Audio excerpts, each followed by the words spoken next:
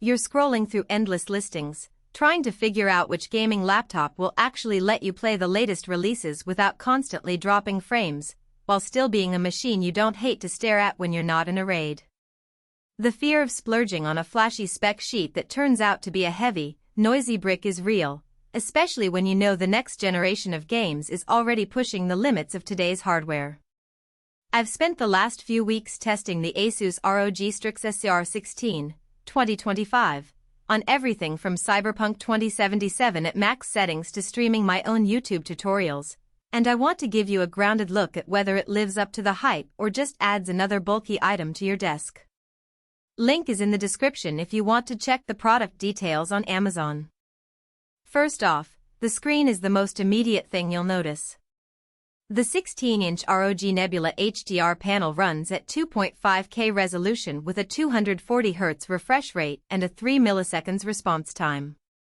In practice that means you're seeing ultra-smooth motion in fast shooters, but you also get a lot of visual detail for creative work.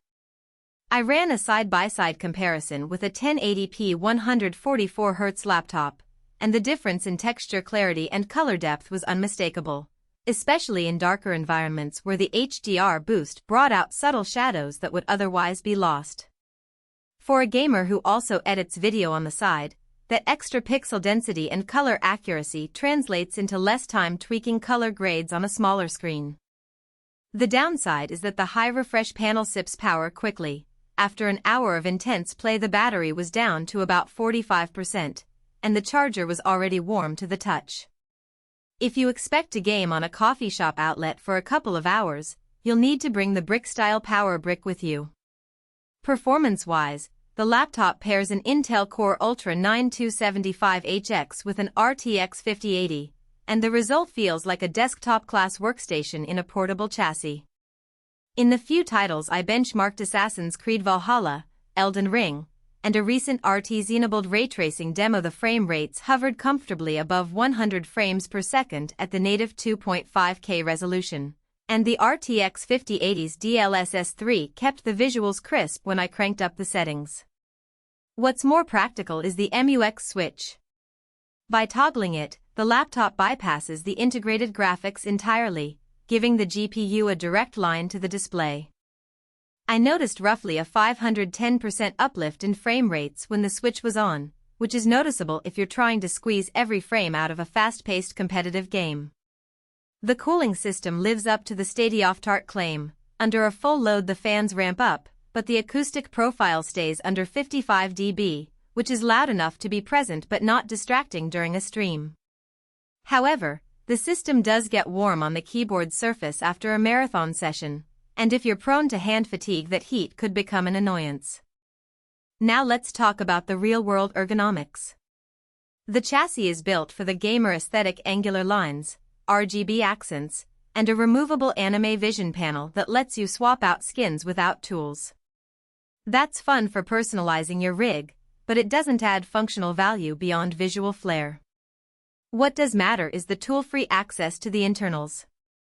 I opened the bottom panel in under a minute, swapped a 32GB stick of DDR5 for a 64GB kit, and added a secondary 2TB NVMe drive without touching a screwdriver. For anyone who wants to future-proof the machine or simply upgrade storage for large game libraries, that convenience saves both time and the risk of stripping screws. On the flip side, the laptop weighs just over 6 pounds and sits at a thickness that makes it a bit of a juggernaut on cramped train seats. If you're a student who needs to carry a laptop around campus all day, the heft could be a deterrent. The Wi-Fi 7 module does provide a solid wireless connection for low-latency gaming, but the Ethernet port is missing, so you'll need a dongle if you rely on wired networking at home. Who should consider this machine? If you're a serious PC gamer who also dabbles in video editing, 3D modeling, or streaming, the combination of a high-refresh HDR display, top-tier GPU, and fast DDR5 memory gives you a single device that can handle both play and production without compromising on visual fidelity. The tool-free upgrade path and MUX switch add a level of longevity that makes the higher price tag more defensible. On the other hand, if you primarily game at 1080p, don't need the absolute highest frame rates, or you value a lightweight notebook for travel, you'll probably be better off with a thinner, less expensive 15-inch model that still